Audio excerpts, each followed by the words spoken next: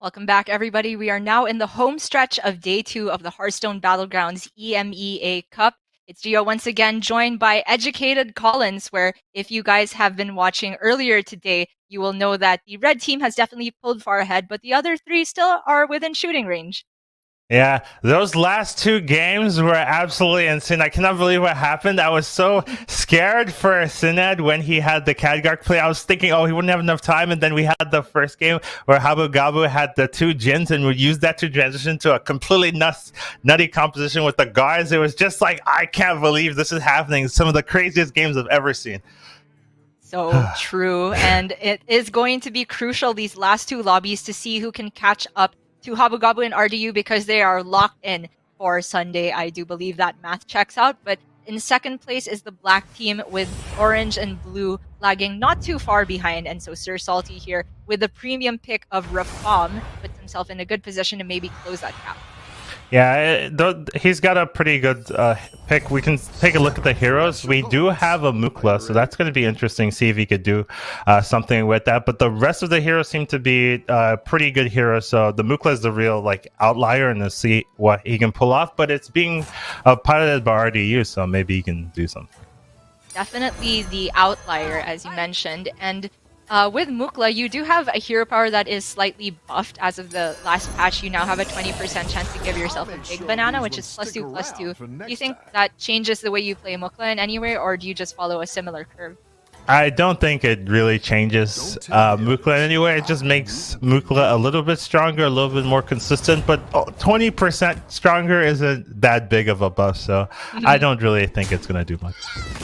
And so when we're talking about Mukla's curve to begin with, is this a hero where despite having a one-cost hero power that you want to stay leveling on 4 gold? You have two decisions. I think a lot of times it determines how good your rows are on the 4 gold. A lot of times you just want to level early. And so what kind of gold turns are you looking to maybe use a hero power? Is it more dependent on whether you hit the Divine Shield minions, or do you just say, I want a banana whenever I have a free gold just because it's more stats? If you're gonna do a regular curve, you kind of have to start using your hero power only when it's essentially free. So usually around 8 gold, 9 gold, that's when you start being able to do that. Which means that all of the people that I've been facing in these lobbies that are giving me bananas from turn 1 have been doing something wrong with the hero, but we'll see how RDU pilots this. It's not necessarily wrong to get bananas earlier. You only don't get bananas if you level up to 2 early. Sir Salty on the Rafam already picked up a pair quite early on, but he was facing... Sorry, that wasn't his teammate a while ago, was it? But he did hold on to the Tallywack. Or rather, this is the one that he got from the combat, my mistake. Yeah, I think he just got a really nice minion from his hero power to getting the hyena, and that's gonna give him a break so that he can actually survive.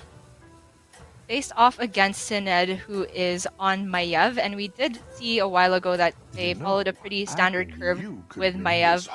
Positioning for Hyena sometimes gets a little bit weird because you don't necessarily want the 1/1 tokens to just die without taking any good trades for themselves, but you like just making sure you get the maximum buffs to Hyena.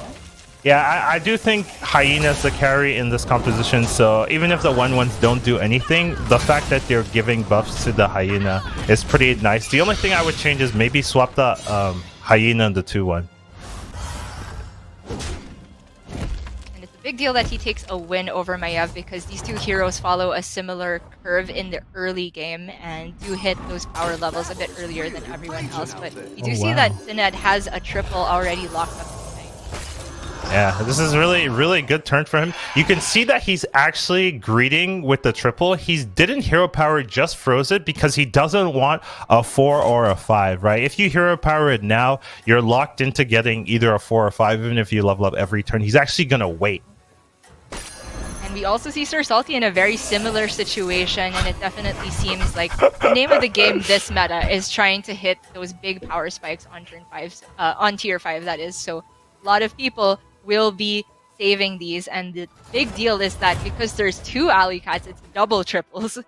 Yeah, if he plays this correctly, he can get 2 triples and really snowball his lead. So we're really going to have to see what Sir Salty's going to do here, when he's going to get these triples and what he's looking for. Maybe a small downside of this game plan with a lot of the tokens is that he's feeding the Rag player somewhat. Alexis is still getting closer to that activation. And Sir Salty's going to take a little bit of damage here. Not too much though. Yeah, it's kind of hard to play around the Ragnaros when you have this board. You're just like, okay, I mean, I have a ton of tokens. Definitely not something Sir Salty would compromise his own game plan for. It's just an unfortunate side effect. So, how do you suppose he's going to approach the curve from here on out? Is it another level 3's turn? Yeah, what's interesting, he's definitely going to level. What's interesting is that he has the spawn. I really think it makes there's a good opportunity to get the spawn, because that'll really buff him up and give him a chance to catch up. The nice thing, though, is he's playing against Deathwing, so the spawn actually doesn't do anything in this particular turn. It's true. And if it were not Deathwing, would you advocate for a play of maybe like selling the Scallywags and buying the Celemental and then just playing the spawn of his off-down? Yeah, I would either consider selling the dragon instead, actually, yeah, and during that. So I like this play from him because now he can get the triple next turn if he wants, and he has the full board. He just doesn't hero power. You're doing great And it's out there. cute to note that you can sell one of the alley cats first and still get the double triples as long as the ordering is correct, where you play the battle cry on the one you just fought, so you can get the tabby cat triple, because the golden tabby cat will not work with the regular tabby cat. Yeah, he has to sell the alley cat first, otherwise he would get the triple first and wouldn't be able to get the second triple. So this is definitely good ordering here. Definitely minimize the damage he takes from Deathwing by playing down the Scallywag on the turn he did. Finally, this could be the turn where he pops Battle off. is really raging out there. Yeah, hopefully we'll see if he wants to make the play now. He could still wait and go for 2 6s, but it is looking like he will go for 2 5s here. 5s being the most common thing that people are looking for this meta. Is there any room for maybe going for a half and half play of 1 5 and 1 6? It depends on what the 5 he gets here happens to be. Okay, with the Ooh. Mama Bear, now It's he not has the a lot of strokes, decisions to but go it'll for. fight hard.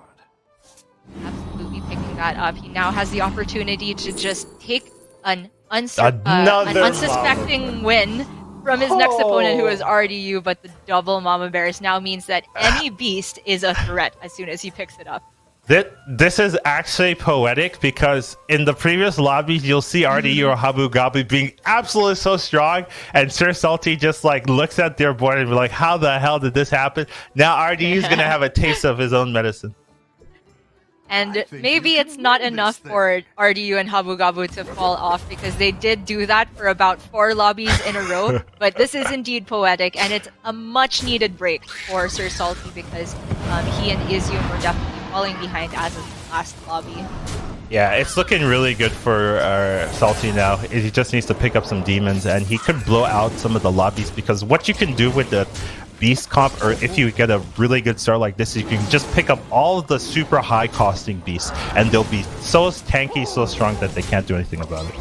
Right, so he can take this one next turn to maybe just buy any decent sized beast, and from there spend turns leveling, and then he can just try and transition to Goldrin. It seems like. Yeah, this is a big amount of damage for RDU here, taking almost half his life, even more than half his life here. Moving over to Syned, definitely feels like he's not gotten so much done with this board, but he has saved this triple for a 6-drop, and there's Lil Rag available. Yeah, he really needs a good hit here. There is an argument to take the 4 Reaper, yeah, and he is going to do that because he's so behind. If he was a little bit healthier, he might have went for the Rag. It's true, and he's also facing off against Sir Salty, and he will know based on the hovering that he just dealt an insane amount of damage to RDU, and so I believe the tempo pick here is completely warranted. Small upside of there being a Mukla in the lobby also is just that sometimes you get extra buffs for your team.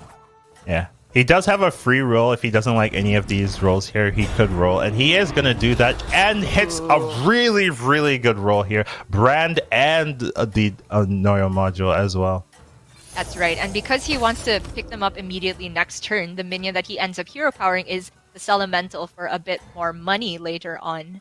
Yeah. Unfortunately, he's going against Sir Salty, and he might just, take a little too much damage to have a clean game today, but we'll see what happens here. He's gonna put in some work here, though. Yeah, it looks like Sir Salty spent this turn leveling. That's why he has the exact same board as before.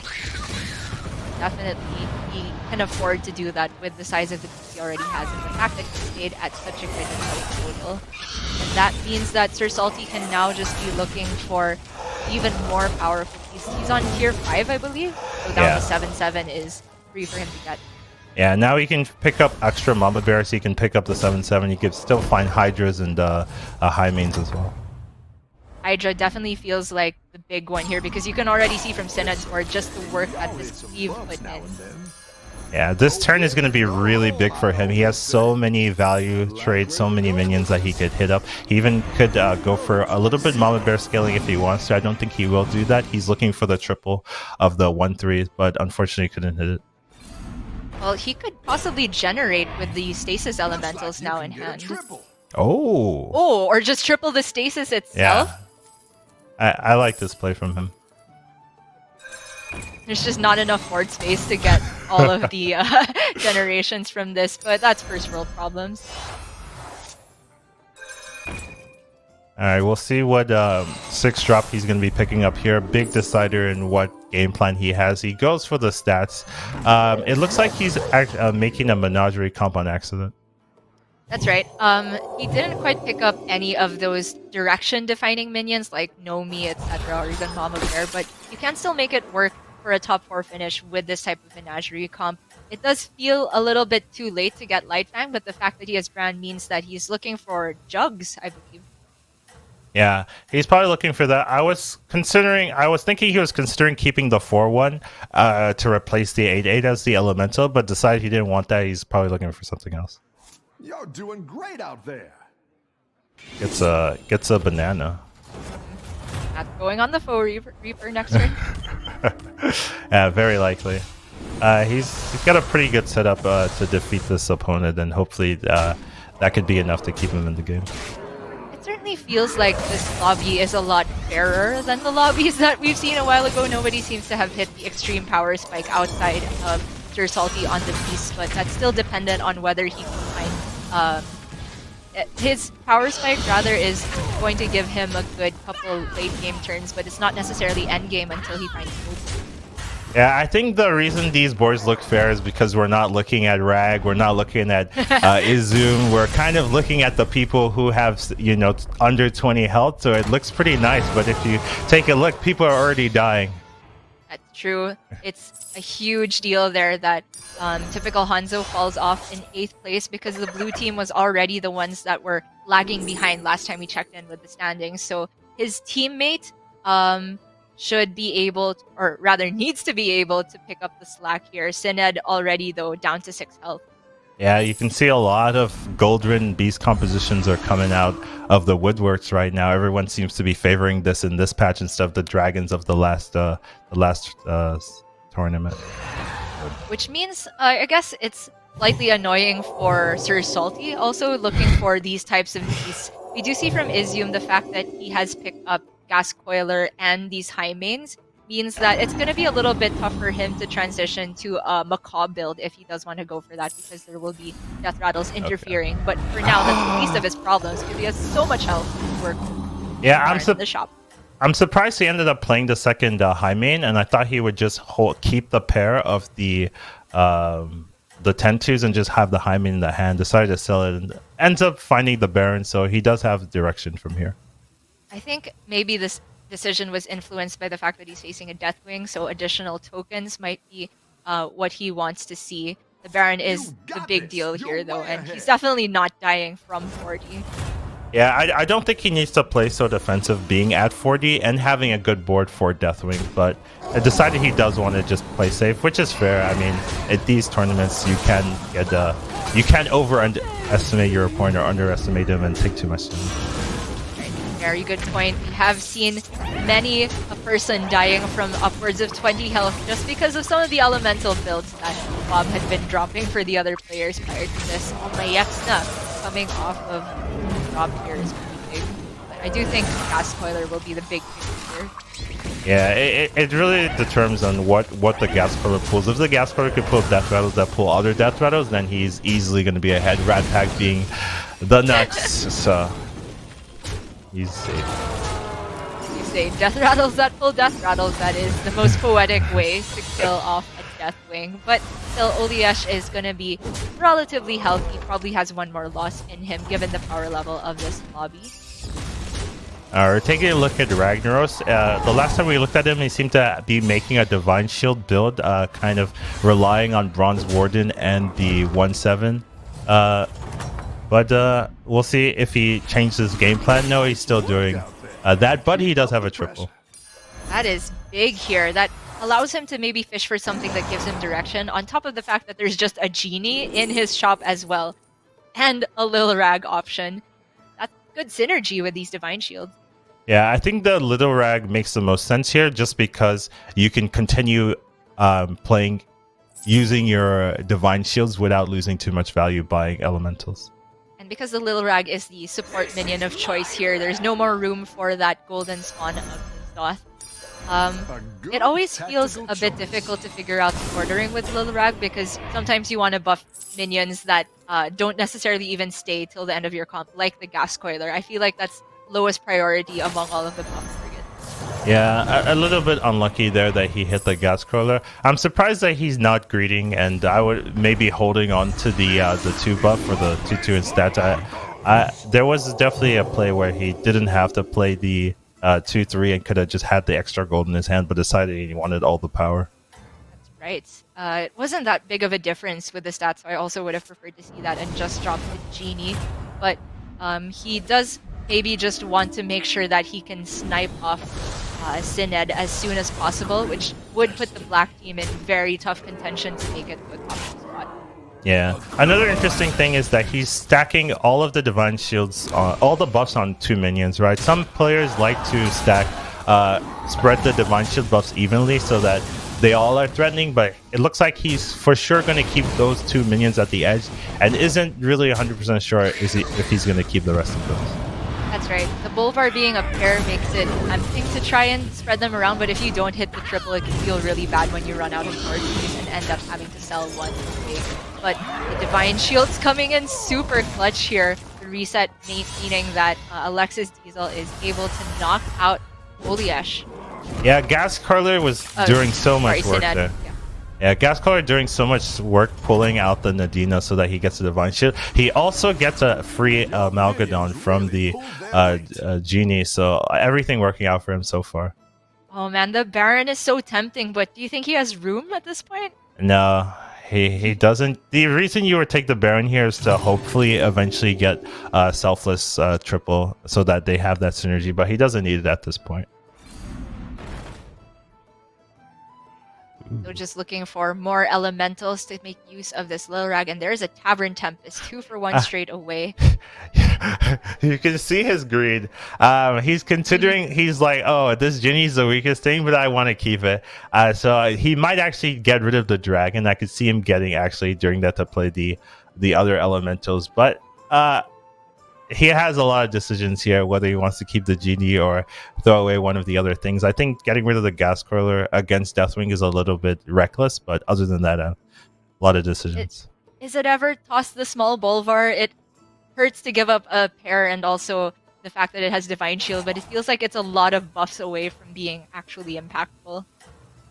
Bolvar against Deathwing isn't too bad of a unit, even if it doesn't have any buffs. It's really you see the dragon that we were talking about that he decided to get rid of. A little bit greedy, but I think I like it. Just going for as much scaling as possible, assuming that he wins. He does have 30 health, and also he's actually facing his teammate in Oliesh, so it's fine to just have a little bit more board space here. That explains his hesitation as well. A decent mech build from Oliesh, but definitely one that doesn't have that much scaling potential. The fact that he doesn't have the deflecto bots to go along with all of these mechs makes it that his actual offensive power is quite good. Yeah, this is definitely a weird board for the Deathwing, really utilizing the ability of him to make death rattles really powerful. Unfortunately, he doesn't have a deflecto bot or any reset, so maybe with time you'll find those pieces. The fact that Deathwing can stay alive this long with a comp like that is largely due to just his hero power, with every single replicating menace being so much additional damage added to the board. Wow. Fair play to these players. That was a perfect tie there. I did not expect that. Amazingly done from these players. We've been praising RDU and Habu Gabu for doing that, but it looks like they've got some competition ahead of them. Oh my goodness. It's been a while since we last checked in on Sir Salty, but here he is at tier 6 with Golden Mama, Golden Goldrin, Hydra, and another one in hand. Without the Macaw, buffing the Goldrins is going to be a little bit risky. He could have played the Goldrin without getting the Mama Bear buff, but he decided against that, and we'll see if they'll actually die. Oh wow, finds another triple here. Is that a bait though? Having two separate cleaves of a decent size seems maybe still stronger. He does have a Golden Mama Bear, so even if it is a bait, it's still giving themselves insane amounts of buff, so I think it makes sense to go for the play here. And he just get an additional 6 tier minion, like you said, by virtue of this being tier 6 already and another triple. Yeah, he is missing Macaw and Baron, so for the full beast comp, so he's missing a lot of things, but he could get another triple here with the poison if he wants to go for that. He'll just run out of board space. Okay, decides not to do that. Tripling poison, that certainly seems like a buff. I would still hear the argument for the Hydra because the Goldrins are not guaranteed to die with this type of comp and proc immediately. Maybe the unbuffed Hydra cleave wouldn't be so impactful for the next immediate fight. Ooh, that was a lucky hit from him. So you'll probably see the Goldrin dying. If the cleave didn't hit that, the Goldrin actually probably wouldn't have died, so it would have been a lot worse for him then. Really all about where this Hydra decides to go now. Far right, not the greatest, but still deals a lot of damage. How much can this junk bot actually accomplish? I usually, when cleaves go to the far right, far left of thing, I usually call those Propega cleaves. It seems like the Hydra's a good proponent of that philosophy. Still a very close fight though. Abu Gabu on the Lich King will still manage to survive just barely. It looks really, that battle looked really favored for Sir Salty. Habu Gabu kind of squeezing out the RNG to get top 4 out of nowhere, so good for him. It does look like that indeed, because RDU is getting knocked out here by Alexis Diesel on the Ragnaros. I'm sure all of these players have a little bit of revenge on Radu. Yeah, this is one of the few lobbies where RDU and Habu Gabu don't get top 3 together, so we'll see how the rest of the competitors can pull off and get some advantages for themselves for the tournament. This is interesting though. Izyum, who is Sir Salty's partner, actually has the pieces that Salty wants. Baron there, and also the Hydra. And it's funny because the pieces that Izyum wants are also being hoarded by Sir Salty. I believe Salty has 4 Goldrins if you count the golden one as 3.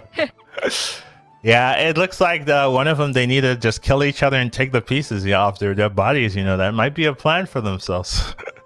For Sir Salty, there might be room to sell the lower statted Goldrin if he needs to start making room. But first, he needs to pick up Macaws and Barons to actually even justify that. And for Izyum here, really wants to slap this Anoia module on his Amalgadon, but there's nothing he really wants to sell at the moment. Yeah, this is a really good performance for Sir Salty and Izyum, both of them being top 4, and they really want to take out the other 2 players so that they can get a big advantage for themselves. They're in the lead right now. Ends up selling the Hyena because it doesn't really scale that much with this comp, and replaces it with a Deadly Spore just to make sure he's in the best spot for the next fight. Freezing on the Selfless hero also makes sense because he's picked up that poison. But Poison Divine Shields does get kind of countered by mechs and Divine Shields with the little 1/1 mech spawning. Yeah, the almost board state isn't particularly impressive at this stage of the game. It's pretty decent, but a lot of the other players have a lot of other compositions that work. I want to say for Izium to get the win here, more so than it is for Habu Gabu, because as we've already discussed many times, Habu Gabu and RDU are all but locked up to make it to Sunday. Yeah, we really have to see if Habu Gabu can win this. It's looking pretty confident as long as the cleave doesn't make anything a little bit wonky. No more on the far right. Yeah. Oh no. That was a big deal that he got rid of the Deflecto bot, but actually the Beast is just actively bad with Baron here. Yeah. Nice thing is he will be able to pop one of the eggs to take a little bit less damage, so not the worst. Izium still has a lot of health to work with, but like we were saying, the way that he scales is going to be difficult because Sir Salty has a lot of the pieces. Checking in with Alexis Diesel here, he continues the elemental train. His Lil Rag is now golden. Something interesting to note is actually the players want to keep Habu Gabu alive, right? Because if you can push an extra tier above and keep Habu Gabu like maybe in third and push like Alexis Diesel out or something like that, it would help in their breakpoints. So it's something to think about. I don't think the players are actually manipulating the boards to do that, but it is interesting. That is true. If they had the freedom to manipulate who they could face, that would be a big thing. But I do feel like it's going to be really, really tough to engineer that perfect outcome. And if they can get first and second, that's still a really big deal. Why don't we check in with Sir Salty? I'm curious if the size of his beast will be enough to overtake these elementals at the moment. He does have the double poison. Yeah. It doesn't look like he's changed his board too much from the last we saw him. He does still have the golden. He does have a Macaw now, but he doesn't want to play it on the board. Doesn't really feel safe or cares. He's facing a teammate. Okay, that makes a lot of sense. I wonder though if this is still gonna be too much. Yeah, it does look like he's gonna destroy the opponent here, unfortunately. See if it's 23 worth of damage though, but that is so many tier 6 minions that Sir Salty has. The Hydra is just the right size to cleave the Mayaxnas. Okay, so that's a little bit good. He just needs to just avoid the 23. He actually, perfect actually for him, so he gets, wait. Wait a minute. Sir Salty might be scammed for tons of damage here. Is this lethal? Okay. Oh, it's almost. Wait, okay. Okay. That is not the outcome I thought was going to happen when I saw the beginning of the fight. The Goldrin staying alive really caused us to sweat a little bit.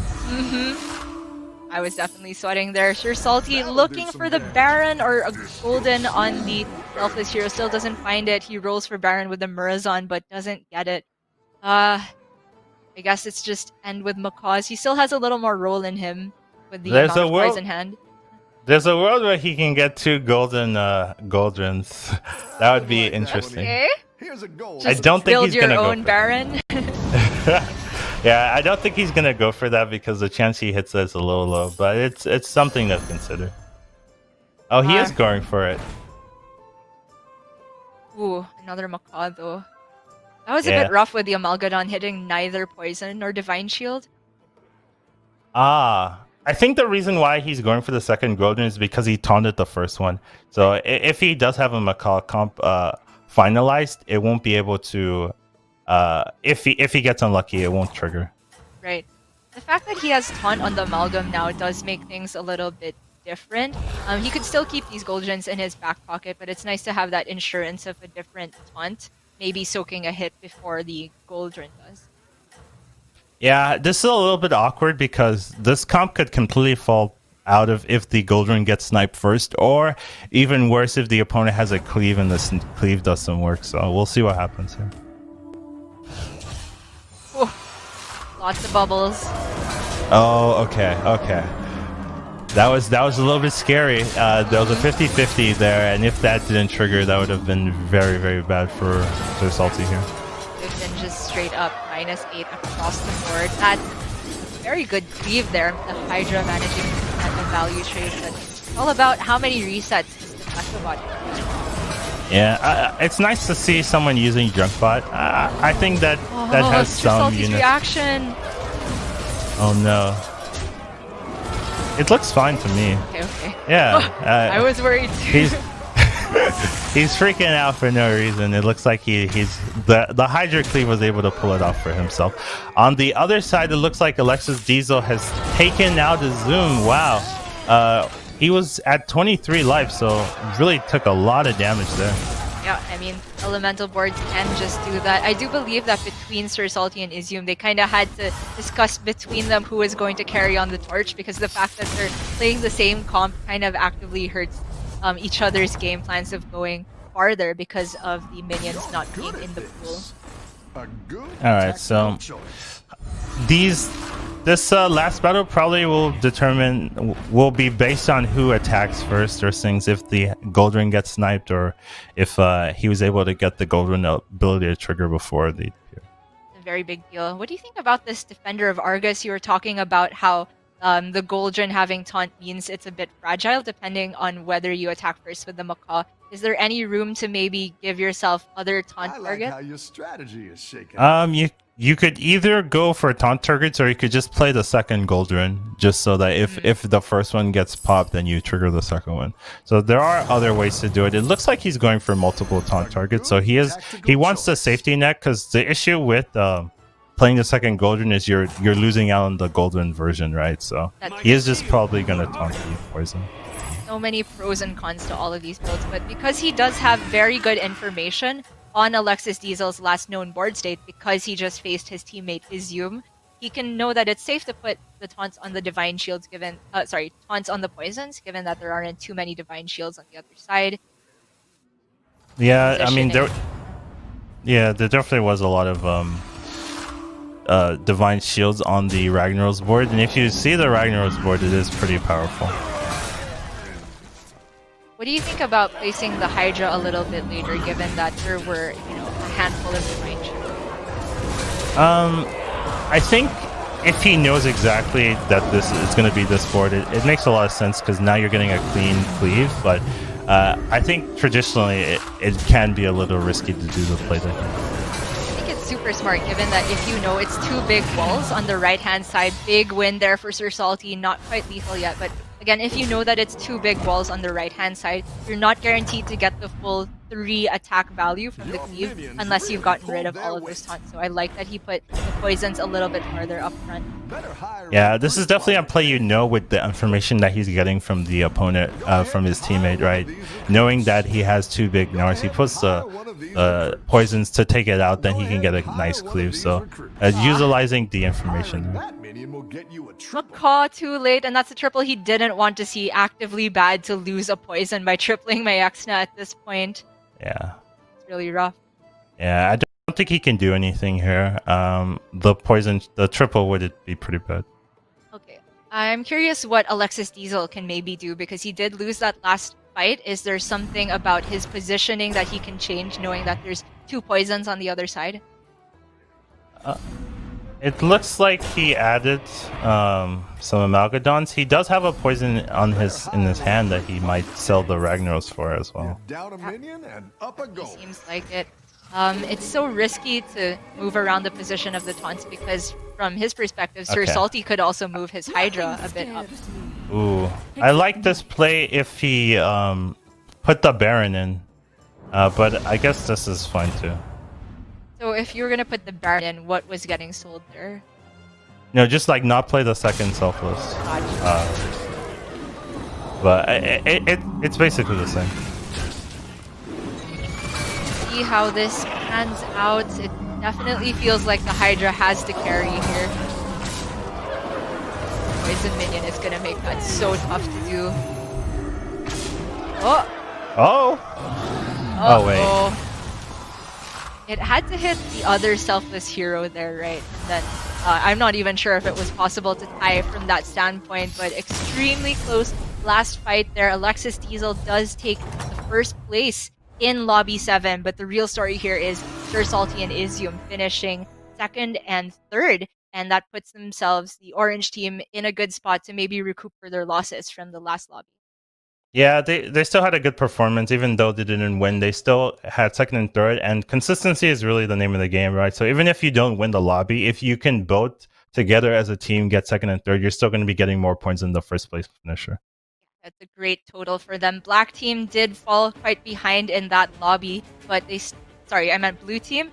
And that was also continuing from their previous performance of a 7th place for typical Hanzo. So it definitely feels like now, in this last lobby, it's a race between black team and orange team for that second place slot. Yeah, they both have to, they just need one good game. If they can pull off a RDU Habu Gabu special and get first and second, then they lock it up. But it seems that Izum and Sir Salty have been very consistent getting a lot of second and third places, but it's Alexis, Diesel, and Olias that have been getting the first places to top them off. And because the tiebreakers do matter on first place, if we do have two teams ending up with the same amount of points, after all is said and done, like yesterday, it will definitely be black team that wins the tiebreaker because they already have 3 first places and Team Orange have none so far. So it's going to have to be Team Orange performing well and also Team Black not performing well if they have a chance to try and take that second place slot. I do believe that Red and Blue's performance for this last lobby is largely not going to matter so much.